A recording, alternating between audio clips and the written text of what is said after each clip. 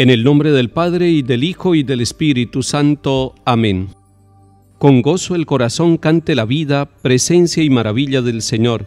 De luz y de color bella armonía, sinfónica cadencia de su amor.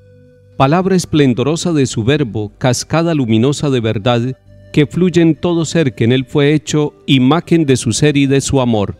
La fe cante al Señor y su alabanza, palabra mensajera del amor, responda con ternura su llamada, en himno agradecido a su gran don.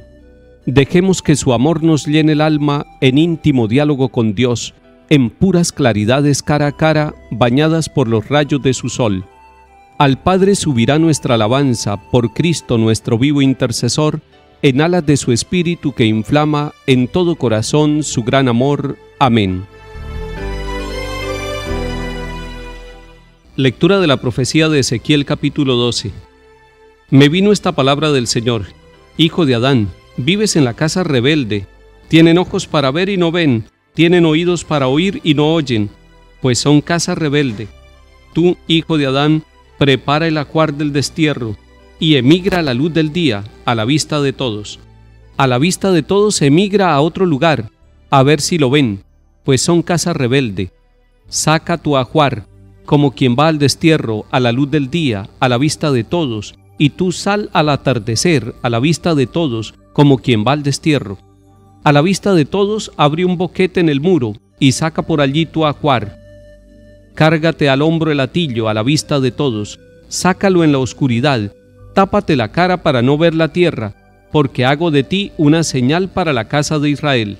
Yo hice lo que me mandó, saqué mi ajuar, como quien va al destierro, a la luz del día. Al atardecer abrí un boquete en el muro, lo saqué en la oscuridad, me cargué al hombro el hatillo a la vista de todos. A la mañana siguiente me vino esta palabra del Señor: Hijo de Adán, ¿no te ha preguntado la casa de Israel, la casa rebelde, qué es lo que hacías? Pues respóndeles: esto dice el Señor, este oráculo contra Jerusalén va por el príncipe y por toda la casa de Israel que viene de allí. Di: yo soy señal para ustedes, lo que yo he hecho lo tendrán que hacer ellos, irán cautivos al destierro. El príncipe que vive entre ellos se cargará al hombro el hatillo, abrirá un boquete en el muro para sacarlo, lo sacará en la oscuridad y se tapará la cara para que no lo reconozcan. Palabra de Dios. Te alabamos, Señor. El profeta Ezequiel tiene que ser profeta en medio de un pueblo rebelde. Así lo llama el Señor. Le está diciendo: vives en medio de una casa rebelde. Y la casa rebelde es el pueblo de Israel. Tienen unas características. ¿Cuáles son esas características? Primero, no pueden ver la realidad con los ojos de la fe y con los ojos de Dios. Es decir, ellos están viendo la realidad solamente con sus gustos, con sus caprichos, incluso con sus sufrimientos, pero están interpretando la vida no como Dios la interpreta y como la manifiesta. Por eso le dice Dios al profeta que esa casa rebelde, que ese pueblo tiene ojos para ver, pero no ve. Pudiendo ver, no ve. Parece que fueran ciegos.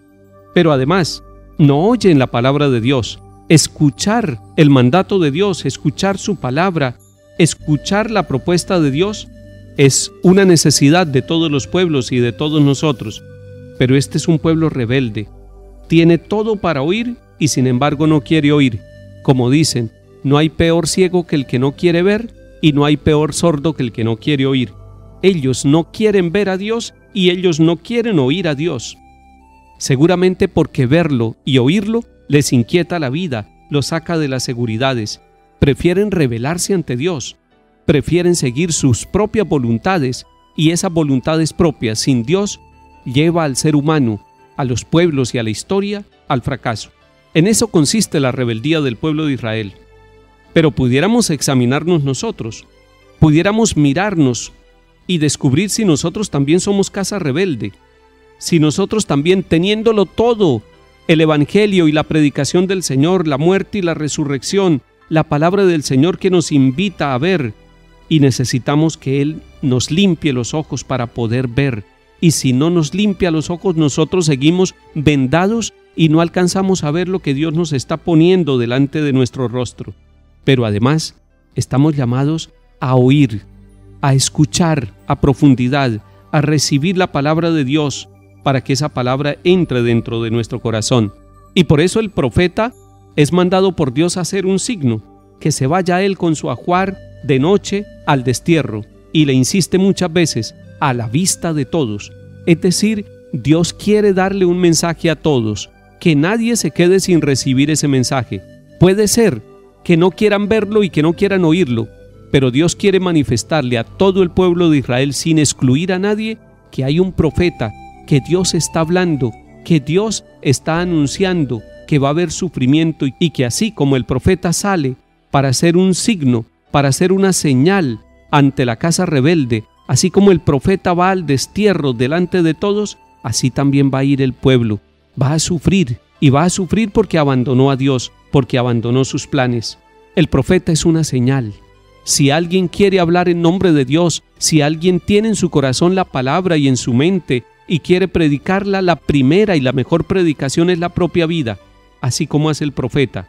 El profeta Ezequiel es una señal y necesitamos profetas que con su vida, con su manera de trabajar, de pensar, de vivir, sean una señal de que Dios está con nosotros. No simplemente una señal de tragedia, sino también una señal de esperanza. Dios quiere que nosotros, con nuestros sacramentos, con el bautismo, con la confirmación, con la Eucaristía, seamos una señal para aquellos que no han entendido la presencia de Dios.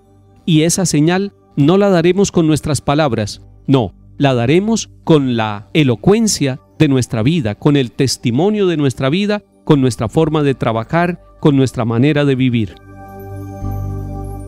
Salmo 77. Tentaron al Dios Altísimo y se rebelaron, negándose a guardar sus preceptos. Desertaron y traicionaron como sus padres, fallaron como un arco engañoso. Con sus altosanos lo irritaban, con sus ídolos provocaban sus celos. Dios lo oyó y se indignó y rechazó totalmente a Israel.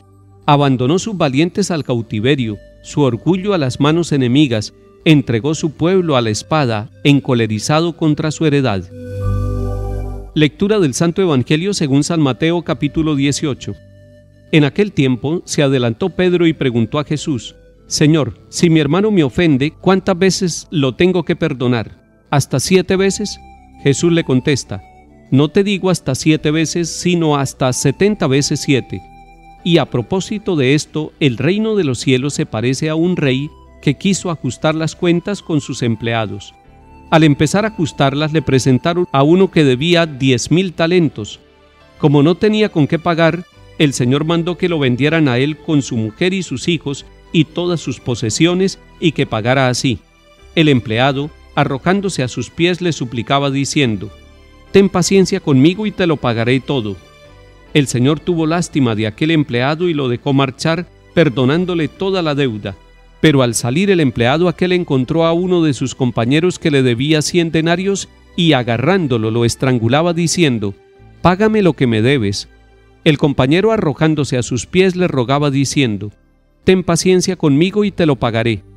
Pero él se negó y fue y lo metió en la cárcel hasta que pagara lo que debía. Sus compañeros, al ver lo ocurrido, quedaron consternados y fueron a contarle a su señor todo lo sucedido. Entonces el Señor lo llamó y le dijo: Siervo malvado, toda aquella deuda te la perdoné porque me lo pediste. ¿No debías tú también tener compasión de tu compañero como yo tuve compasión de ti? Y el Señor, indignado, lo entregó a los verdugos hasta que pagara toda la deuda. Lo mismo hará con ustedes mi Padre del cielo si cada cual no perdona de corazón a su hermano. Cuando acabó Jesús estas palabras, partió de Galilea y vino a la región de Judea, al otro lado del Jordán. Palabra del Señor. Gloria a ti, Señor Jesús. Jesús enseña a sus discípulos, a cada uno de nosotros, a perdonar. Perdonar no es un tema que se estudia. Perdonar es una actitud que se vive.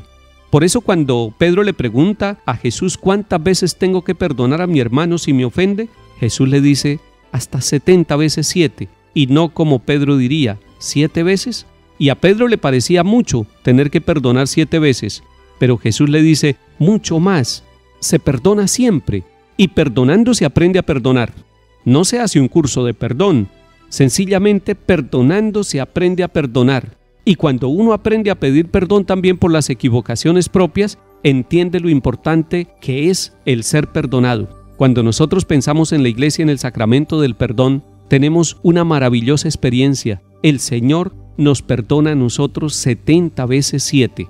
Él nos ha perdonado una y otra vez de ese mismo pecado que hemos confesado o de muchos pecados que hemos confesado en la vida.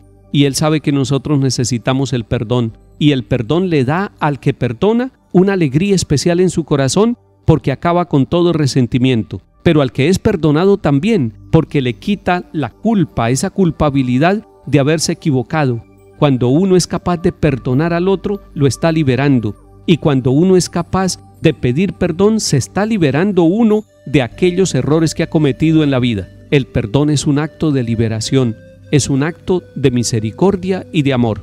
Hoy perdone y dedíquese a perdonar toda la vida. No piense que hay pecados o fallas que usted no puede perdonar.